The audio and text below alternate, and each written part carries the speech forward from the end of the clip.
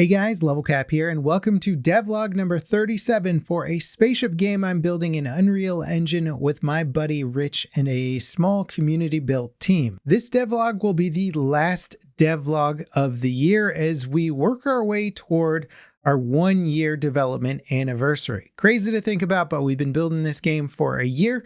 We actually have a trailer coming up in the very near future with a full game name reveal and a Steam store page and all that kind of fun stuff. We've actually been on a trailer sprint to get as many new features into the game so we can show them off in the trailer. And we've got new UI this week, new audio cues, loot labels for the loot you can pick up in the world, new engines, a white box of our mega pirate ship in the game, and a whole lot of other stuff that I'm excited to show you. So let's get into it. Firstly, we've put in some changes to our UI system. We now have some nice blurred out backgrounds to our radar, and our targeting window has been moved to the lower right corner for better visibility. The ship HP and fuel amounts have been moved down to the center, and we now have some slightly bigger icons at the bottom.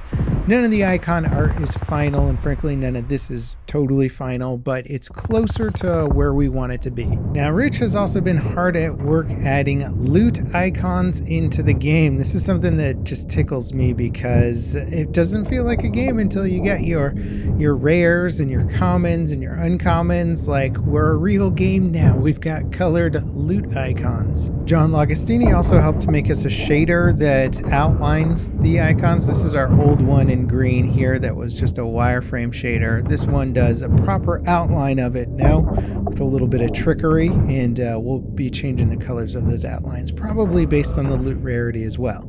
Now, this next UI update is something that Rich just got into the game. It's a lag pip and a lead pip. I now have a little patrol ship targeted as I fly away from him as fast as I can. And if I aim at that little yellow dot, which is the lead pip, you will see on our targeting window, little laser beam covers him. And if I fire my railgun, we get a direct shot on him from a little over 5 kilometers away. What's so exciting about this for me is that this is going to be a major component of some of our skill shotting gameplay. So if you want to fly a ship that has a spinal mounted weapon, using these targeting systems are going to be core for taking out targets at extreme distances. Now, currently our AI is not particularly evasive, and we can do things like slowing down the railgun shot speed a little bit if we want to make it more challenging. So we got plenty of stuff to play with, but right now I'm really excited with it. And I even like that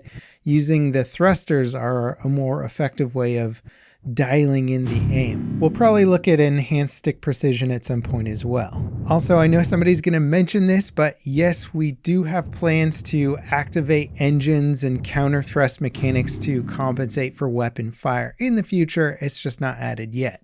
Now, I got to texture up a new size 3 engine asset. Currently, we have size 1 and size 2s in the game, and this size 3 here is, it's almost as big as a size 1 spaceship by itself. Shout out to Milkman, by the way, for designing and modeling our size 1, 2, and 3 engines.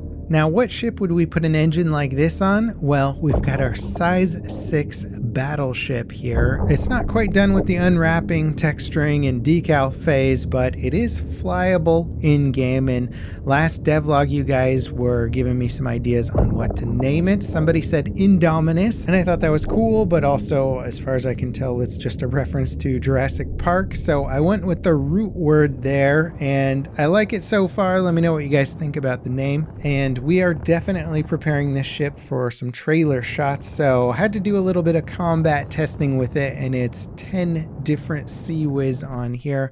They can really shoot down a barrage of incoming missile fire, and it looks awesome. Also, shout out to Johnny Popcorn, who did all the modeling on the ship, and John Lagostini, who is UV unwrapping it as we speak. Now, on top, we have 4 of our beam weapons, which are a little bit buggy in this fight. We're working on some cleanups for them and whatnot, but those will be the major powerhouse weapons that some of these bigger ships have access to. But they will have their downsides, like harder to track fast moving targets. So if you can close the distance, you could maybe outmaneuver this ship.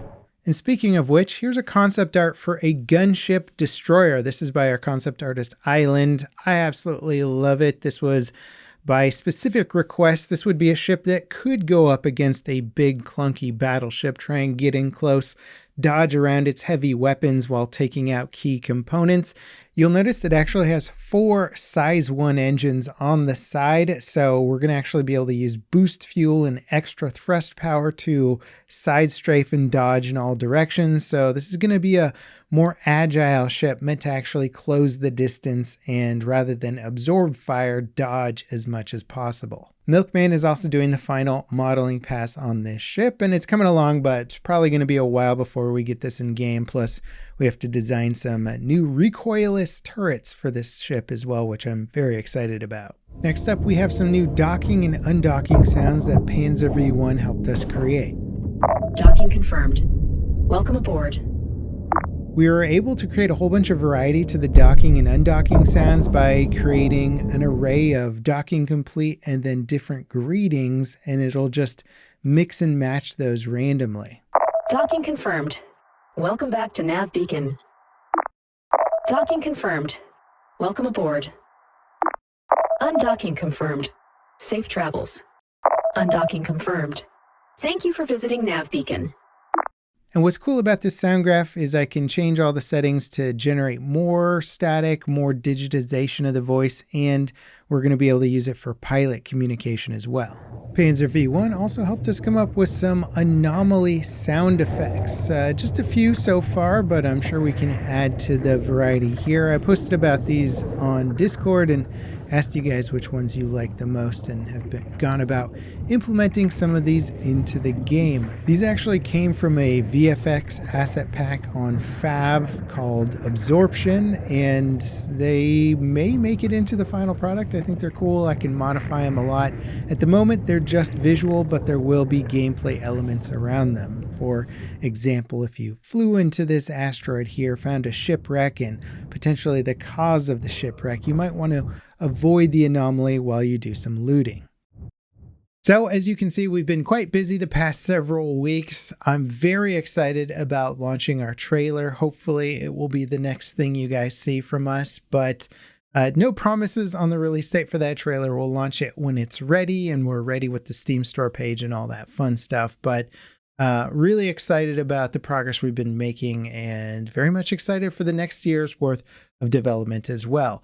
Thank you guys for sticking through these devlogs. I hope you've enjoyed them. If you want to follow the game closer, check out our Discord linked in the video description, where we have more information and updates on a semi-regular basis. And if you want to see more devlog info, check out these videos here. There's even one talking about the whole premise for the game. As always, guys, thank you so much for watching, and I'll see you next time. This is Level Cap signing off.